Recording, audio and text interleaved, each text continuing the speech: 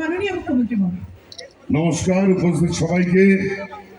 আপনারা দেখছেন আমাদের বছরের সঙ্গীত মেলার সেরা উপহার, যার হাত ধরে এই বাংলা সঙ্গীত মেলা শুধুমাত্র কলকাতায় নয়, সারা বাংলায় বিশ্বব্যাপী আমাদের এই মেলা হয়। বাংলার শিল্পীরা, লোকশিল্পীরা, আধুনিক শিল্পী, বাচিক শিল্পী এবং সহযোগী শিল্পী, তাদের যে এত বড় একটা প্ল্যাটফর্ম শুধুমাত্র সম্ভব হয়েছে মেলার সেরা উপহার।